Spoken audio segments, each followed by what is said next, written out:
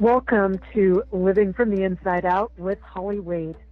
Living from the Inside Out is about living fully, guided from your inside.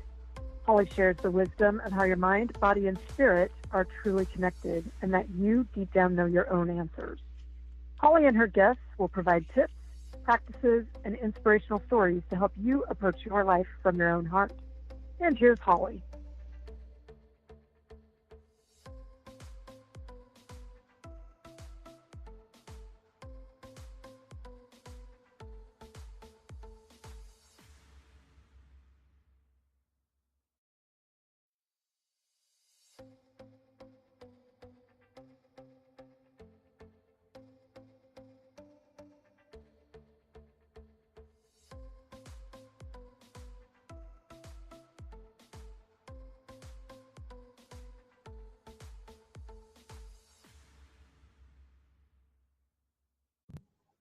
Hey everyone, this is Holly Wade. Welcome to this week's episode of Living from the Inside Out.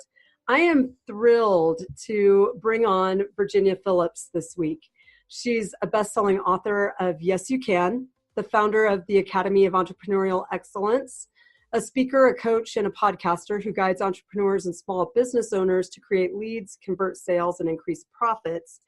And more importantly, that is one hat that Virginia wears. We were just talking about this before we hit record.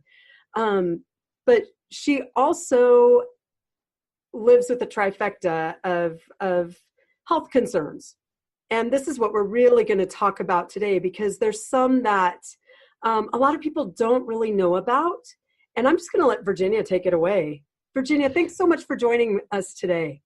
Hi, Holly. Thanks for having me. And thank you for the listeners for tuning in. Absolutely.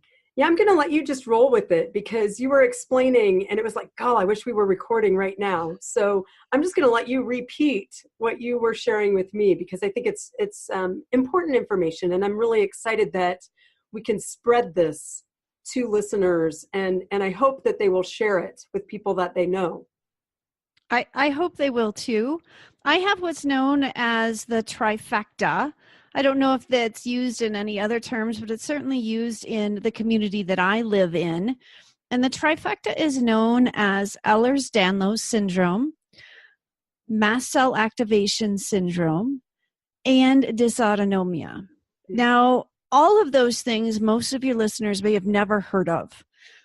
They are all what they seem to be underrepresented, underdiagnosed, and often labeled as rare, but the more research that's done, they don't think is rare. So Ehlers-Danlos syndrome has now, I don't know how many different classifications. There used to be 4 or 5 classifications, and now they're like 12 or 15 different types of classifications. Ehlers-Danlos syndrome used to be and might still be the most neglected diagnoses on the planet. The type of Ehlers-Danlos I have is hypermobility. So my body is just loosey-goosey. When you go to doctors or sporting events or whatnot, you can do things with your body that other people don't do. And like that's just crazy that you can't be capable of doing that. Yeah, I'm capable of doing that. But I will tell you, it's not just in our joints and in our muscles. It's in our lungs and in our heart and in our eyes and in our brain and across the body is hypermobile. And that just does some interesting things in terms of health challenges, but that's only where it starts for us. We also typically have a hand in hand for those of us that have hypermobility, Ehlers-Danlos syndrome, also typically have what's called as mast cell activation syndrome. Now, mast cell activation syndrome really started hitting the diagnoses platform, as you may, in 2015. And there are some researching authorities that believe 1 in 5 or 20% of the population deals on some level of mast cell activation.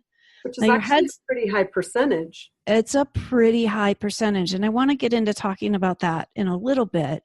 And then the third thing that I deal with is dysautonomia, which means my autonomic system doesn't operate like it should. And I know Holly knows exactly what I mean when I start talking about the autonomic system. Yeah. So to give you some ideas, if you're listening and don't know what the autonomic system is. So as I'm sitting here right now, my fingers are cold. And why are my fingers cold? Because my autonomic system isn't regulating my temperature like it should.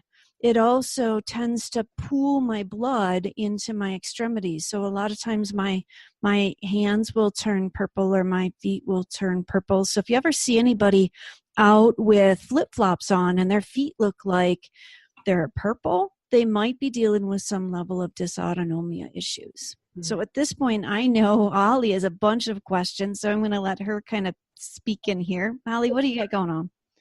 Yeah, actually, would you explain each of those a little bit to our listeners? You started, you kind of gave like what you have, but would you just maybe give a little bit of a what those conditions are? Because there may be people who are like, oh, maybe that's what's going on in my body, and that may help them direct a physician, because I know in my case, it took me 2 years to get a diagnosis. And I think, when we're dealing with these conditions that doctors aren't always as familiar with, or they're dealing with so many, that to really pinpoint and narrow down and get you to the proper diagnosis sometimes can be kind of a challenge. And I am one to encourage people to keep advocating for yourself when it comes to your health. If you don't find an answer, go somewhere else. I'm absolutely in that same boat. What I've learned through the mast cell world is mast cells are the largest cell, one of the largest cells in your body. They hang out in your tissues, and they have what's called 200 plus mediators in them. If you don't know what mediators are, they're basically chemicals, and one of the chemicals you might be familiar with, which is histamine. And so when you see somebody have hives, that's a mast cell reaction. And sometimes the hives are exactly appropriate with that. The other things the mast cell will do is they are absolutely your first responder. And many times they do it exactly how they're supposed to be. So if you've ever stubbed a toe or gotten a cut on a hand and it's gotten red and swollen, that is the activation of your mast cells. It is absolutely supposed to keep you healthy, but sometimes that swelling gets out of control. Even if you went 30 years and don't feel like you've ever had any craziness with mast cell, you can sometimes have an area of body that you hurt and it just hangs on to that inflammation longer. I know a lot of people that might hurt a shoulder and then they've got to go in and get a cortisone shot. Well, that's because your mast cells have been a little too active and they need a chance to settle down. For folks like me, they're overactive like that all the time. So I regularly wake up with eyes swollen. I regularly have edema in my extremities. A lot of times we have issues on our skins where we have hives or itching or redness and flushing. So we'll flush in our cheeks and then we'll flush like at the knuckles of our hands down. They will be a little more red or a lot more red than the rest of our body. That is flushing, and that is specifically done by your mast cells. You will also have issues with any tissue with the mast cell that's exposed to the environment. So that's your nasal cavities, that's your throat, that's your lungs, that's your innards in the lower part of you. So a lot of us have, leaky gut issues. We have intestinal issues. We have female issues. Many of us also have hearing issues. We have ringing in the ears. We have lots of infections that go on in the ears, because what happens when those mast cells overactivate, they release chemicals that we're not ready for. They also cause swelling. So when my eyes are swollen, I know that it's a mast cell reaction. So mast cells can cause all kinds of havoc in different areas of your body because they remain in the tissues, and they're much more fluorescent in parts of the body that are exposed to the outside, because they're our first responders. So they're the ones that are protecting us from the world, and they do amazing, amazing things for us. But there are many, many, many people that we call their mast cells are just crazy, and they're crazy all the time. So you all may have heard about us crazy people that say, it's cold outside, I'm having an allergic reaction to that. And we absolutely can, because our mast cells are there to protect us. And if we feel like it's too cold, they will go into an overreaction, and they will cause swelling and hives and sometimes an anaphylactic reaction when they absolutely shouldn't. I mean, it could be 20 degrees outside and people are having that. And it can be even a slight temperature within my groups. A lot of us say if it's 65 degrees in our house, we're struggling. It needs to be at like that 70, because even that bit of a change in temperature, our bodies are overreacting to that slight change. So it can be anything. It can be food. It can be environment. It can be stress. It can be, you name it. It is one of the most complicated diagnoses on the planet, and they're still trying to wrap their arms around it. But the sad thing for us is most medical people are not taught about it in school. And so when we go to the doctor, they're not even looking for it, and we tell them what's going on, and they don't diagnose us. The average time it takes currently to get diagnosed with mast cell activation is 5 years. Yeah. I find it really fascinating, and not in a good way, of the lack of information that our medical community has on things like autoimmunes, as an example, are quite similar in terms of getting a diagnosis, because they're not looking for leaky gut. They're not looking to correct the foundational things, and leaky gut isn't even a terminology that is used in the medical community yet. I think it's getting there. And more slowly than I would like it to. And that could be a whole nother conversation at another time. It could be. The politics involved in that. But at the end of the day, what do you suggest? Where do people go? Because we go to our medical community seeking in faith, seeking help, and people tend to walk away feeling more discouraged and more shamed sometimes, because I know, by trying to do things naturopathically, there's like, well, why are you doing that? That's not true. There's kind of sometimes a superiority, or an attitude of superiority in, well, I don't know that. With some practitioners, at least I ran into that. And so where do you suggest that people go? It's even, that experience is even more true for women. There's been quite a number of studies that the women are even less believed and often told they're crazy when they go to the doctor. That is not, first, let's just say that's not a unique experience for anybody that's going through that. No. My recommendation is to find a support group. There are local support groups. There are also support groups online. There are a ton of support groups in Facebook for whatever you think you might be dealing with, or just chronic illness support groups. Yes. Go out there and find somebody that kind of understands you. I was telling Holly before I started this that I wasn't finding the support group out there for myself. I was one of the early folks that was getting diagnosed with mast cell. And so I started my support group. And it was so nice to have, other people come into the support group and say, yeah, I'm struggling with this too. And it's amazing when I get people into the group, they're like, oh my gosh, finally somebody gets it. Because a lot of times when we are the one who's sick in our families, they are not dealing with the same issues we're dealing with, even if it is autoimmune, and that travels through family lines. Sometimes their illness is going to be different than your illness because of how you've taken care of your body, or just the fact that epigenetics or genetics are involved, and you still feel like nobody gets it. Go to a support group. If there isn't one that you see, then start yours, because I guarantee if you're feeling that way, somebody else is feeling that way, and somebody else is dealing with what you're dealing with. And what is the name of your support group, in case people would be interested in finding yours? Because you have one out there.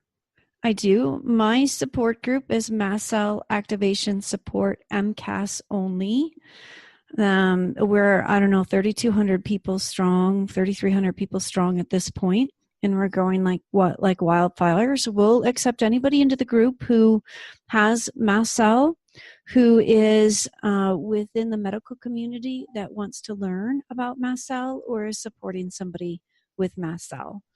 And what I really love about the group is we have, probably a quarter of the people in the group are in the medical community there just to learn. And that amazing. That thrills me so much, because I hear all the time, my medical providers don't care, they don't understand, they aren't getting involved. And they're not actively participating in the group, but they are actually in there. One of my early wins, I think, in the group was a gentleman from India who wanted to join, and I really gave him a lot of hassle to join. And the more I talked to him, the more I understood he is the leading chemist in India, and he has been working his tail end off for us for the last 15 months to develop new drugs for us. That's Do awesome. I want him in my group? Absolutely. Do I care if he contributes? Not at all. And that's a lot of it too, is that sometimes we have to understand that we have the opportunity to educate and inform our medical community. Yeah. And until they get to work with people hands-on, everything they've learned is in a textbook. It's theory. Yeah. And until they can dive in and really understand it, because they can't feel it. Right. They can't really understand it at the same level that we can. And I love that you are sharing and bringing that opportunity and awareness to them. There are, while I made that comment earlier, I've also had the fortune of having really, really wonderful doctors that are forward thinking and really specialize in Crohn's, which is what I live with, and are more progressive at thoroughly understanding the disease and being able to help people and informing us of what is to come. That's actually very exciting. Mm-hmm. Yeah. And so, I have always thought if something that's not there for you, then be the change. Yes. And I think we forget that sometimes as chronically ill patients, that we still do have the ability to create the change. We might feel like crap and not be able to get out of bed, but that does not mean we don't have a voice. That does not mean we can't create change. One of the things that I am absolutely thrilled about is there is a gentleman in Minnesota that I was recently introduced to that had an award-winning documentary. And I discovered my mast cell by reading something on Google after being challenged by my psychotherapist that what I was dealing with was allergies. So it led me through Google, and then led me to getting diagnosed, and then led me to starting my own support group. And as the leader of the support group, I've seen that I have more opportunities now to create change. And so this gentleman in Minnesota had previously created other documentaries and has now been diagnosed with mast cell and is creating a mast cell documentary. And I submitted my piece to that mast cell documentary, and he will also be interviewing the doctor that wrote the articles that I saw on the internet that changed my life. Wow. So for me, I have carved this out. I could be like so many other patients that I hear, it's, the system doesn't work for me and I can't get out of bed and nobody cares and all of that. I didn't, there were days I couldn't get off the floor. And I know you all are understanding that, but that does not mean you don't have a voice. You all have a voice. Just find it. And the internet is a phenomenal way for us to do that. Yes. So let me ask you how you have been able to manage, and I use that word pretty carefully, but because you are a rock star. Thank You have an entrepreneurial business. You are out there educating and informing and inspiring other people to get out there with their personal story or their thing. So how do you manage your conditions so that you are able to do these big things? Mm-hmm.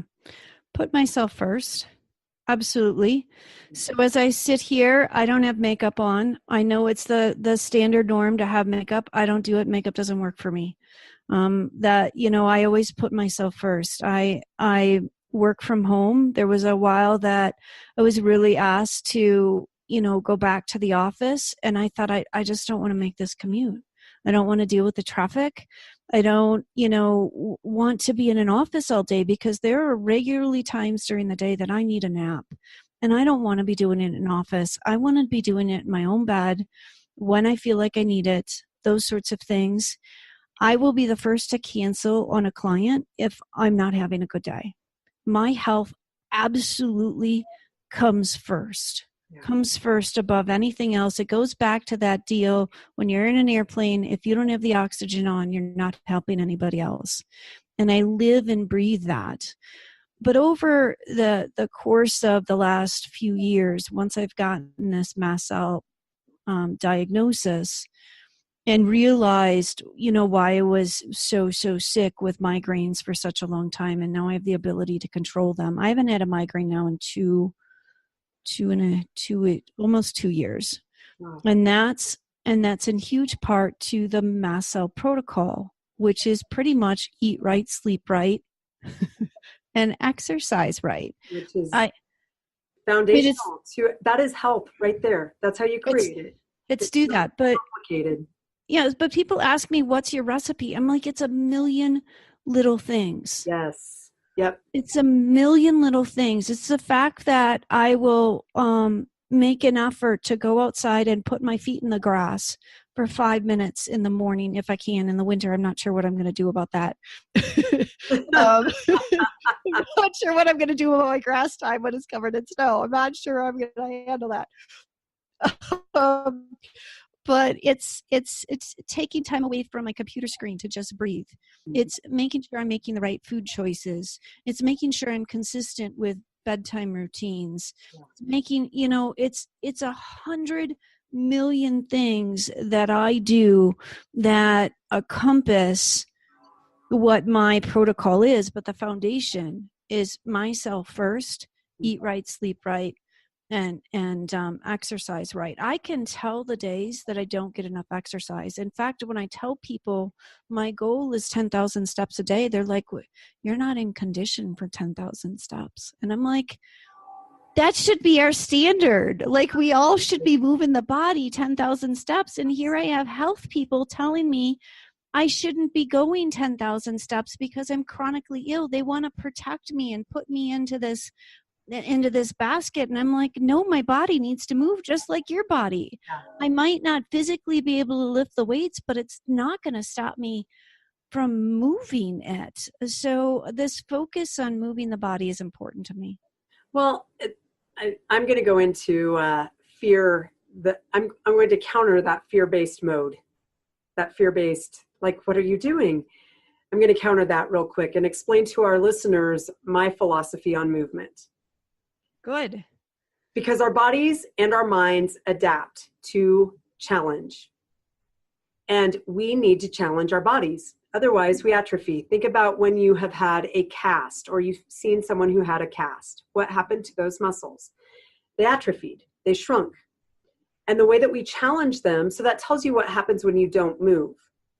When we have a chronic condition, it's that much more critical that we move our bodies, because it's not just the outside muscles that are hypertrophying or atrophying.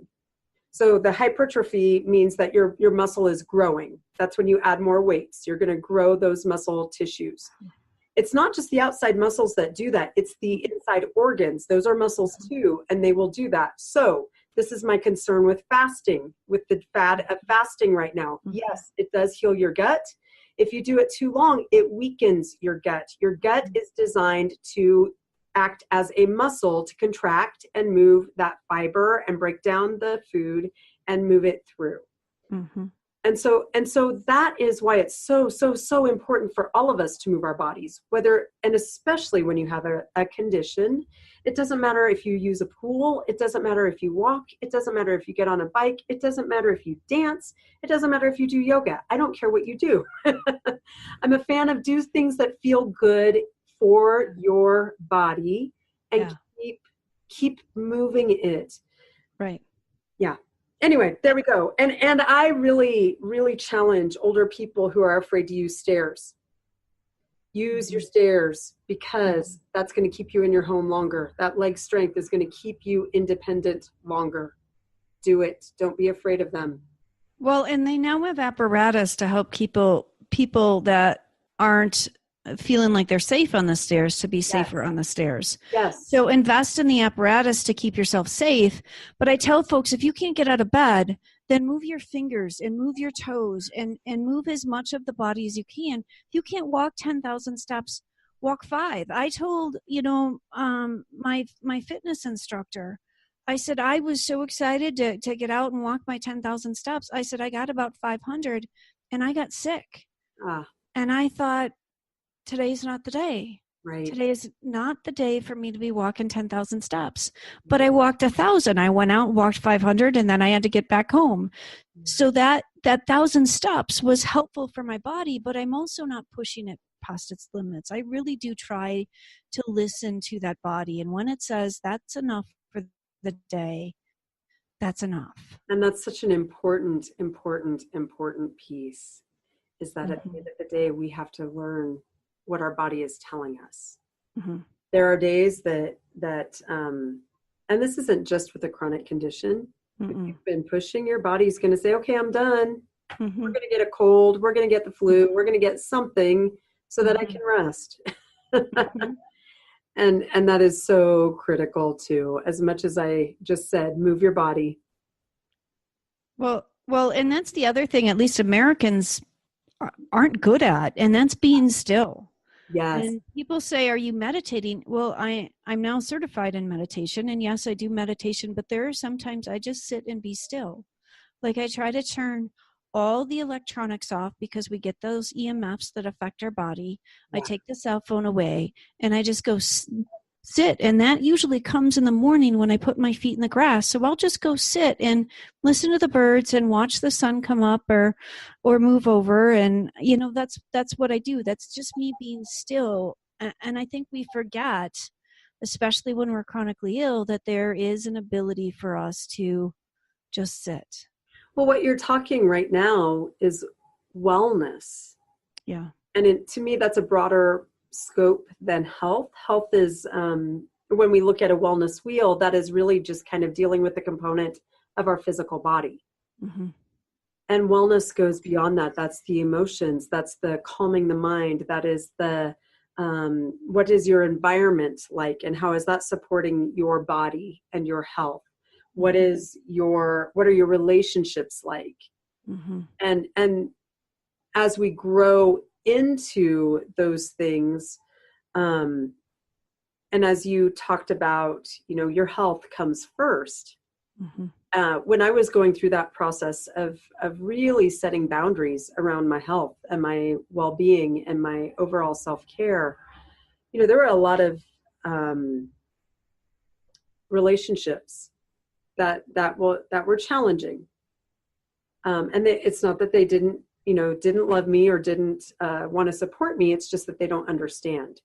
Mm-hmm. And it's really, really important to set those concrete, this is non-negotiable in my life. Mm-hmm. Mm-hmm. So how do you inform people and allow for that those non-negotiable acts? What process do you utilize, or do you encourage people to use for that? So I think what happens when you get diagnosed with something is you tend to try to hide it. You don't want to be treated differently. And within the nature of human beings, we're essentially pack animals. And we don't want to be seen as the weak pack animal, as you say.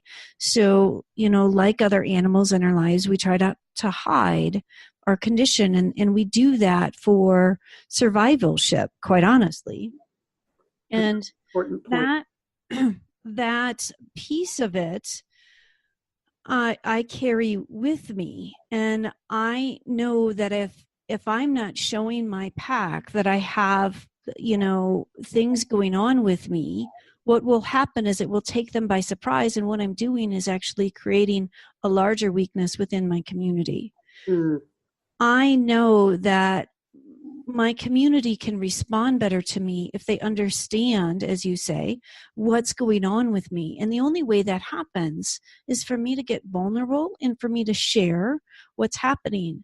So, you don't see it probably on Facebook a lot, but I don't know anybody that doesn't know me, that doesn't know I deal with my health challenges. They don't know exactly what my health challenges are, but they know I have health challenges. And you can't see me.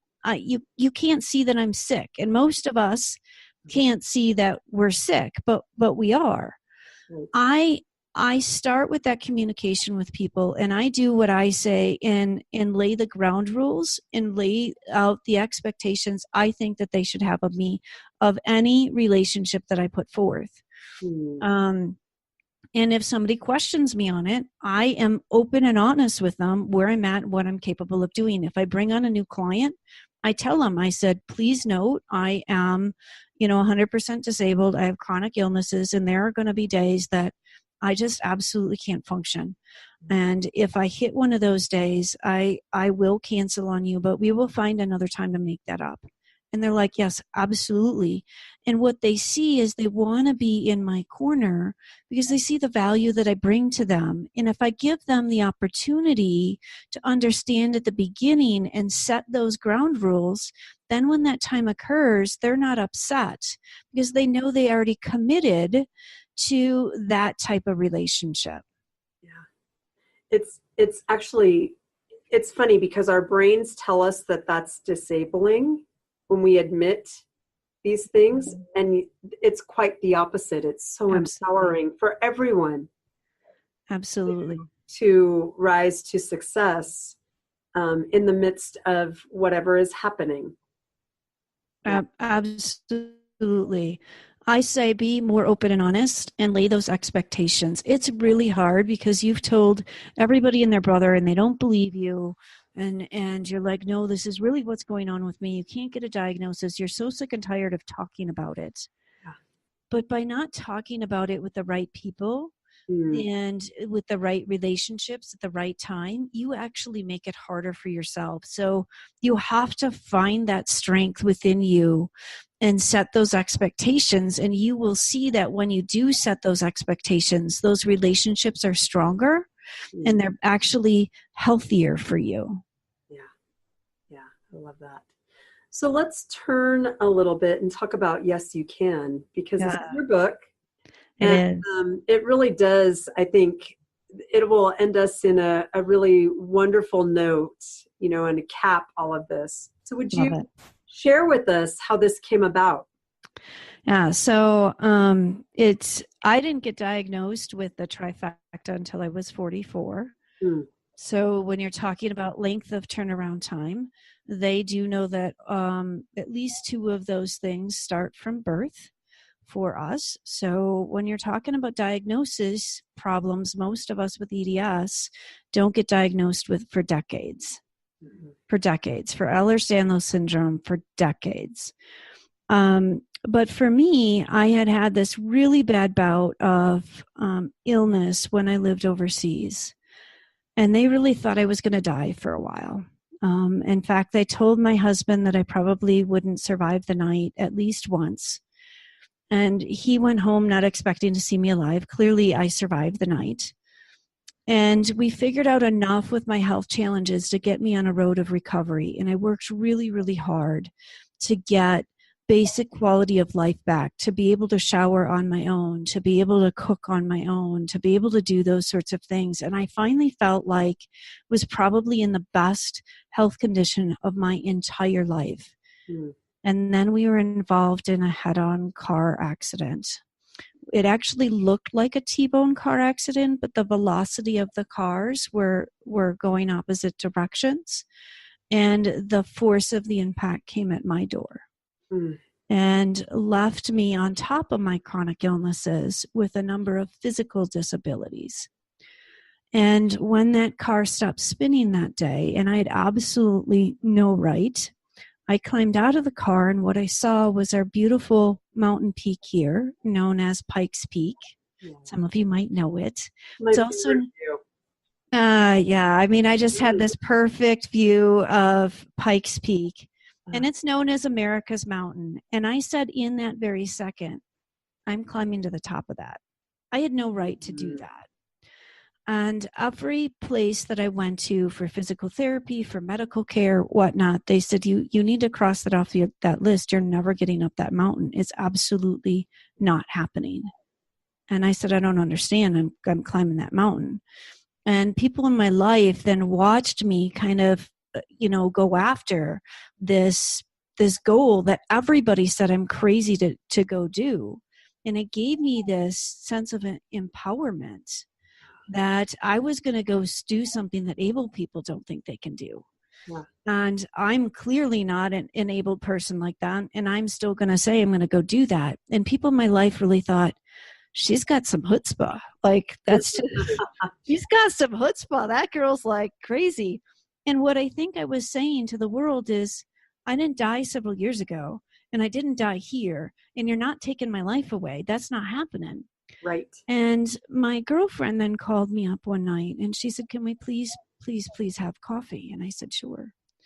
So I went to meet with coffee for her, and she told me that she was diagnosed with a very rare and very, very aggressive cancer.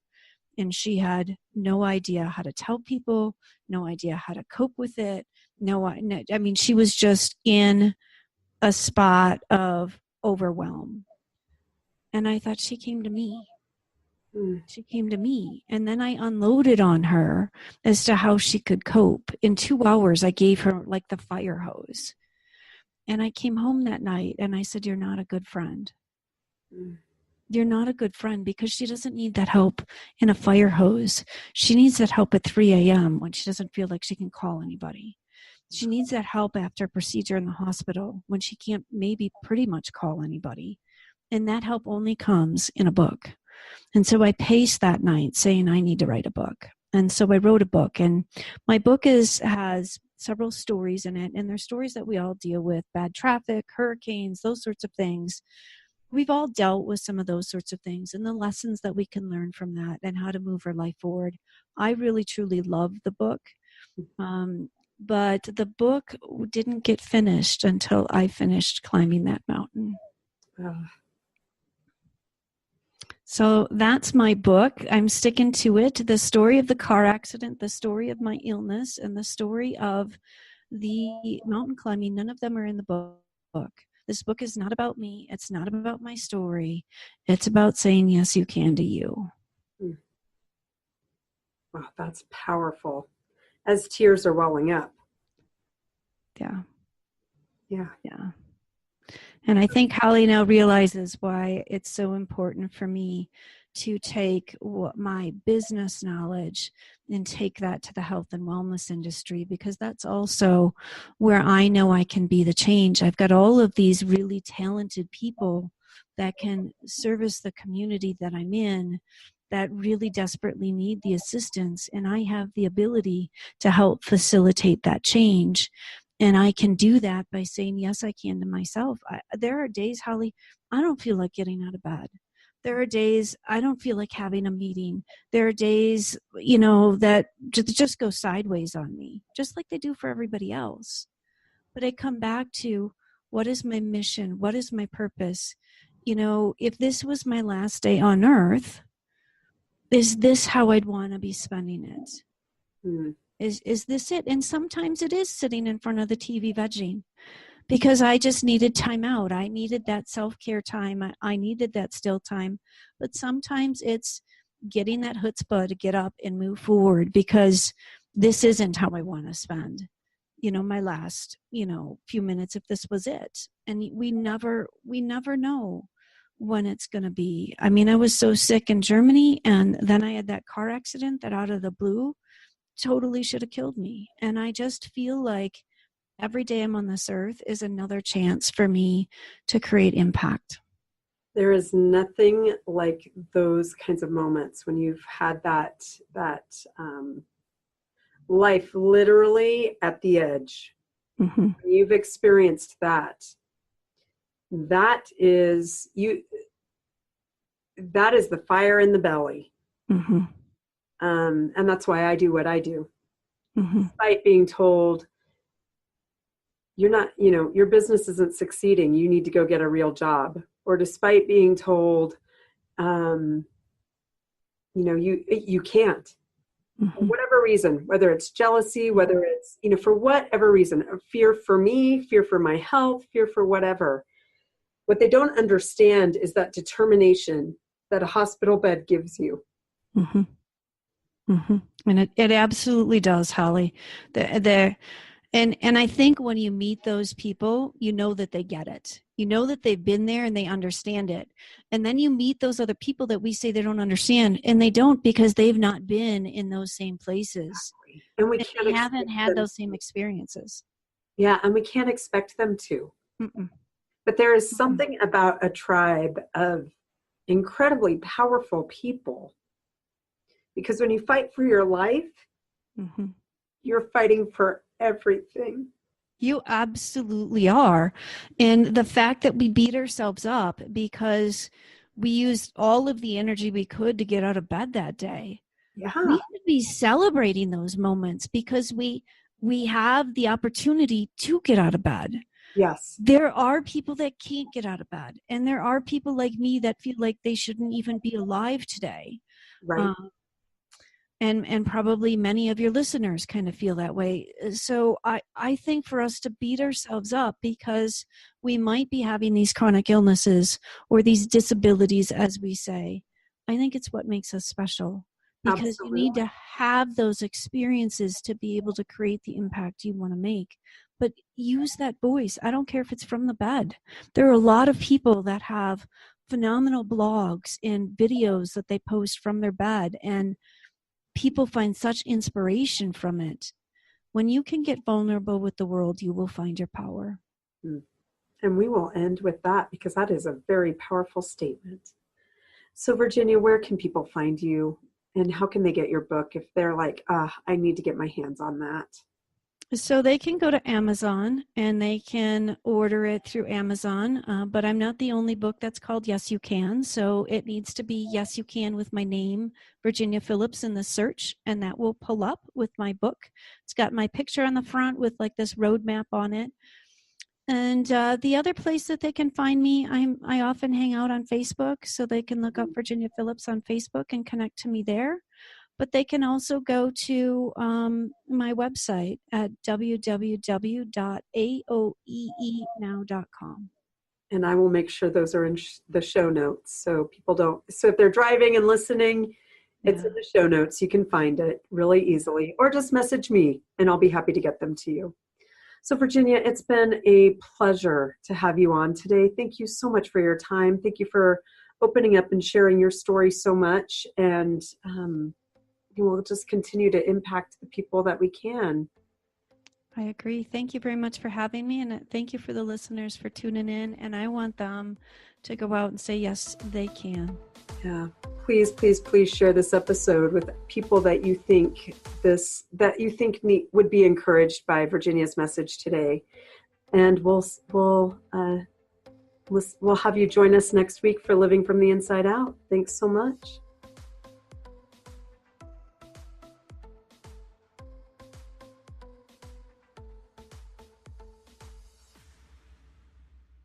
Thank you for joining us at Living from the Inside Out. Listen every Tuesday at 6 p.m. Eastern. To connect with Holly, just go to www.globalvoiceradio.com. Global Voice Radio is where your voice and your message is heard.